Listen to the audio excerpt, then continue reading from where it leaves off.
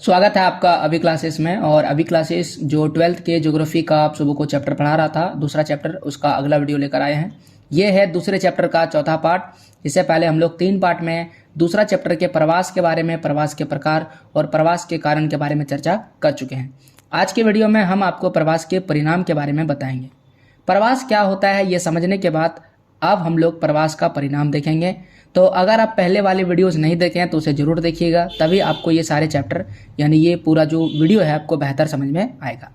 अगर हम प्रवास के परिणाम की बात करें तो प्रवास का जो पहला परिणाम है वह है आर्थिक परिणाम, दूसरा है जनांकीय परिणाम, तीसरा है सामाजिक परिणाम, चौथा है पर्यावरणीय परिणाम और पांचवा अन्य परिणाम है। आर्थिक परिणाम की बात करें तो इसमें जो है धन संपत्ति की वृद्धि होती है। तो किसका वृद्धि होता है किसका नहीं होता है हम देखेंगे। जनांकीय परिणाम में जनसंख्या के बारे में पढ़ते हैं, कहाँ की जनसंख्या बढ़ती है, कहाँ की जनसंख्या घटती है, समाज में कौन कौन से परिवर्तन आते हैं और पर्यावरण क्या खराब होता है या पर्यावरण में किसी भी प्रकार का प्रभाव पड़ता है तो वह पर्यावरणीय परिणाम में आएगा। इसके अलावा अंत में अन्य परिणाम की चर्चा करेंगे। सबसे पहले बात करते हैं आर्थिक परिणाम के बारे में। तो आर्थिक परिणाम का 2 रूप है, पहला तो सकारात्मक है और दूसरा है नकारात्मक, यानी कुछ चीज़ें सही होती है और कुछ गलत होता है। अगर हम सकारात्मक की बात करें तो उद्भव क्षेत्र प्रवासियों द्वारा भेजी गई राशि से लाभ प्राप्त होता है, यानी जहाँ से लोग जाते हैं वहाँ पर, जैसे मान लेते हैं कि कोई आदमी जो है बिहार से है और वह चला गया है मुंबई। कहाँ पर चला गया है? मुंबई चला गया। तो वह क्या करेगा? मुंबई से पैसा क्या करेगा? भेजेगा। तो जहाँ से गया है वो क्या हो गया? उद्भव क्षेत्र हो गया। और प्रवासी क्या करेंगे? वहाँ पर पैसा भेजेंगे। इस तरह से वहाँ की गरीब स्थिति सुधर जाती है। अगर हम अंतर्राष्ट्रीय प्रवासियों की बात करें जो न केवल भारत में बल्कि दूसरे देश में जाते हैं, विदेश जाते हैं, तो वहाँ से पैसे भेजते हैं जिसे हम हुंडी कहते हैं।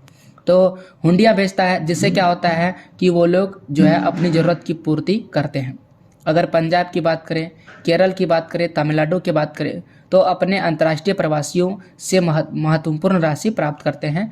यानी पंजाब के लोग ज़्यादातर क्या करते हैं? अंतर्राष्ट्रीय दूरी तय करते हैं। जैसे आप सुने होंगे कि पंजाब के लोग कनाडा या फिर अमेरिका जाना पसंद करते हैं और वहाँ से वो लोग हुंडियाँ भेजते हैं, यानी कि वहाँ से पैसे कमाते हैं और अपने क्षेत्र में भेजते हैं।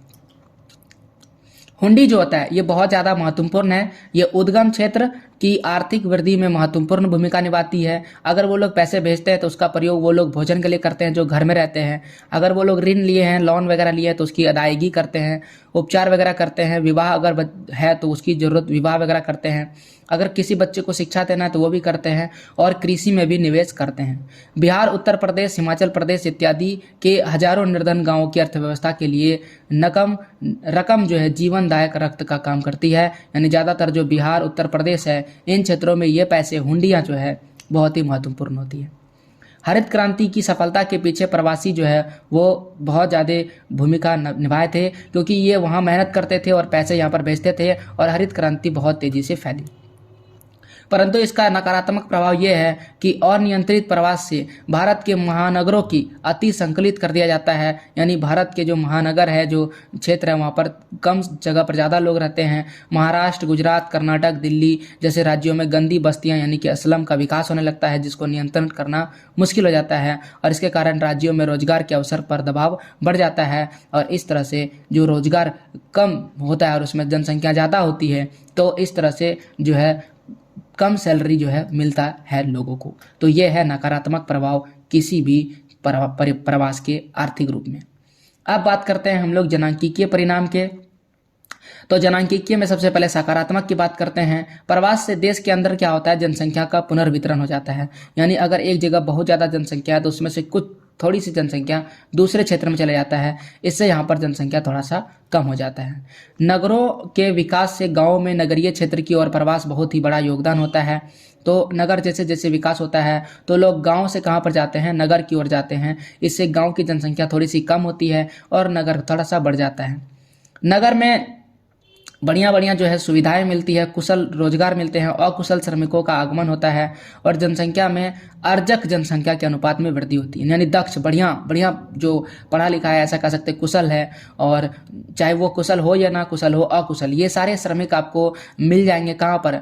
नगरों में। इसलिए इसे अर्जक जनसंख्या कहा जाता है, क्योंकि ये धन अर्जन का काम करती है। तो इस तरह की जनसंख्या आपको नगर में बड़े ही आसानी से मिल जाएगा। नकारात्मक परिणाम क्या है? नगर क्षेत्र से जो बढ़िया बढ़िया यानी कुशल व्यक्ति है, जो योग्य है, जो काम कर सकता है, युवा है, वह गांव को छोड़ देते हैं। उनका प्रवास हो जाता है ग्रामीण से नगरीय क्षेत्र में, तो इसका प्रतिकूल प्रभाव पड़ता है। गांव में ये सारे लोग कम पड़ जाते हैं और किसी भी प्रकार का बेहतर विकास गांव में नहीं हो पाता है। वो पुरानी परंपरा से ही बाध्य रह जाता है। बाह्य प्रवास से यानी बाहर से आने वाले लोगों के चलते उत्तरांचल, राजस्थान, मध्य प्रदेश और पूर्वी महाराष्ट्र में आयु लिंग का संरचना में गंभीर असंतुलन उत्पन्न हो गया है। यानी आयु लिंग अनुपात भी खत्म हो गया है, जिसमें पुरुष की संख्या बढ़ चुकी है और जो महिला है उसकी संख्या घट चुकी है ऑटोमेटिक, क्योंकि पहले से तो समान था, लेकिन जब पुरुष आ गया तो पुरुष की संख्या ऑटोमेटिक बढ़ गई। ऐसा ही असंतुलन गंतव्य राज्यों में उत्पन्न होता है। तो जहां पर मान लेते हैं कि यहाँ पर एक जगह है जहाँ पर 50 क्या है लड़के हैं और 50 क्या है लड़कियां हैं, तो इस प्रकार से अब हम दूसरा जगह लेते हैं जहां पर लोग जा रहे हैं, यहाँ से जा रहे हैं और यहाँ पर भी क्या है 50 लड़के हैं और 50 लड़कियां हैं। अब मान लेते हैं कि यहाँ 50 लड़कों में से 25 लड़के काम के लिए यहाँ पर चले आते हैं, तो यहाँ पर तो 75 पुरुष हो गया और महिला कितना हो गया 50, तो लिंग अनुपात क्या हो गया कम हो गया, यानी 75 लड़कों में 50 लड़कियां हैं। लेकिन यहाँ पर क्या हुआ, यहाँ उल्टा हो गया, अब 25 लड़कों में 50 लड़कियां हैं। तो इस प्रकार दोनों ही जगह लिंग अनुपात खराब हो जाता है। ये है इसका नकारात्मक प्रभाव। अब हम लोग आते हैं सामाजिक परिणाम के। समाज में क्या परिणाम पड़ता है? प्रवासी जो है सामाजिक परिवर्तन के अभिकर्ताओं के रूप में कार्य करता है। नवीन प्रौद्योगिकी, परिवार नियोजन, बालिका शिक्षा इत्यादि से संबंधित नए विचार से नगरों से गाँव में प्रचार प्रसार होता है। यानी जो गांव पहले केवल पारंपरिक यानी प्राथमिक क्रिया से जुड़ा था, वो केवल कृषि से ही अपना कार्य चलाते थे, अब वो फैक्ट्री वगैरह उद्योग वगैरह पर जो है ज़्यादा ध्यान देने लगते हैं। और परिवार नियोजन यानी अब जनसंख्या कम करने के वजह से हम सोचते हैं, जबकि पहले गांव के लोग वैसा कोई भी विचार नहीं रखते थे। परिवार को वो नियोजित तरीके से बढ़ाते हैं। और सबसे महत्वपूर्ण बालिका शिक्षा, यानी बहुत सारे ग्रामीण में आज भी लड़कियों को कम शिक्षा दी जाती है, लेकिन जब लोग गाँव से नगर की ओर आते हैं और देखते हैं यहाँ भी लड़कियाँ पढ़ रही है और कई तरह के कार्य कर रहे हैं, तो वो लोग भी अपने बालिकाओं को शिक्षा देते हैं। नई नई संस्कृति जो है उसका मिश्रण होता है। प्रवास के द्वारा विभिन्न संस्कृतियों के लोग का मेलजोल क्या होता है बढ़ता है। इससे नए नए मानसिकता जो है आती है और नए नए विचार में खुलापन आता है। तो इस तरह से समाज में बढ़िया चीज़ आता है, इसे सकारात्मक कहेंगे। इसके अलावा नकारात्मक परिणाम क्या होते हैं? अगर हम नकारात्मक की बात करें तो गुमनामी के कारण लोग अकेलापन महसूस करते हैं, क्योंकि नगरों में क्या होता है गुमनाम हो जाते हैं, क्योंकि उसे कोई पहचान नहीं मिलती है। गांव में लोग एक दूसरे को नाम से जानते हैं, लेकिन शहर में ऐसा बिल्कुल भी नहीं होता है। और जब ऐसा बिल्कुल भी नहीं होता है तो लोगों को अकेलापन लगता है। हालांकि काम, रोजगार, सारा चीज़ मिलता है, लेकिन उसे अपनों का एहसास नहीं हो पाता है। प्रवासी समाज से कट कर अकेले पड़ जाते हैं, यहाँ पर वही लिखा है, समाज से बिल्कुल ही कट जाते हैं, उसे अपने समाज के लोग नहीं मिलते हैं। निराशा रहता है, हताशा रहता है। लोग इससे कई बार अपराध करने लगते हैं या फिर नशा का सेवन करने लगते हैं, जिससे ये एक असामाजिक गतिविधि के चंगल में फंस जाते हैं। तो ये इसका बहुत बड़ा नकारात्मक प्रभाव है। अब हम लोग पर्यावरणीय प्रभाव की बात करते हैं। जैसा कि हम सभी जानते हैं कि लोग गांव छोड़ के नगर में आते हैं, गांव से शहर की ओर आते हैं, तो इससे जो नगर है वहां पर भीड़ भाड़ बहुत ज़्यादा बढ़ जाता है। इससे सामाजिक ढांचे, सुविधाओं पर भारी दबाव पड़ता है, चूँकि सुविधाएं कम है रहती है, जनसंख्या बढ़ जाता है। मान लेते हैं कि अगर 100 लोगों के लिए दवाइयाँ हैं और वहाँ पर 1000 आदमी आ जाएंगे, तो बाकी जो 900 लोग हैं उसको दवाइयाँ नहीं मिल पाएगा। इसे कहते हैं सुविधाओं पर दबाव पड़ना। बढ़ती जनसंख्या के सामने यह काम कम पड़ने लगता है। नगरीय बस्तियों की अनियोजित और अनियंत्रित वृद्धि होने लगती है। मालिन बस्तियां जो है वो बसने लगती है, गंदी बस्तियों का निर्माण होने लगता है।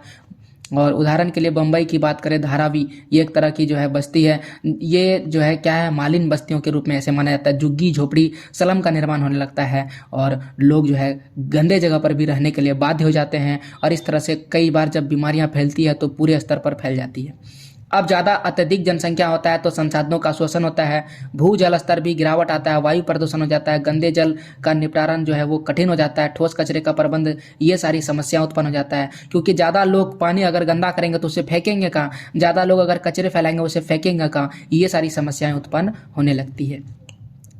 इसके अलावा नगरीय क्षेत्र में कंक्रीट से अधिक निर्माण कार्य होने के कारण नगरीय क्षेत्र के आसपास के ग्रामीण क्षेत्रों से अधिक तापमान हो जाता है, जिससे नगर उष्मा यानी उष्ण टापू जिसे हीट आइलैंड बन जाता है, यानी वहाँ पर गर्मी अधिक लगती है। जब गर्मी अधिक लगती है तो लोगों को अधिक बिजली की जरूरत पड़ती है ठंडा करने के लिए। ऐसे बहुत सारी चीज़ें हैं जो संसाधन के मामलों में पीछे हो जाता है, यानी उसे अधिक संसाधन की जरूरत पड़ता है। जब वो उसे नहीं मिल पाता है तब वो कई तरह की समस्याएं और उत्पन्न कर देती है। अब लास्ट में अन्य परिणाम के बारे में चर्चा करते हैं। पुरुषों के प्रवास के कारण जो है पत्नियां जो है अकेले पीछे छूट जाती है, जिससे उन पर अतिरिक्त शारीरिक मानसिक दबाव पड़ता है। चूंकि उसे पूरे घर को संभालना पड़ता है तो अकेले उसे कई सारे शारीरिक मेहनत भी करना पड़ता है और मानसिक दबाव भी आ जाता है।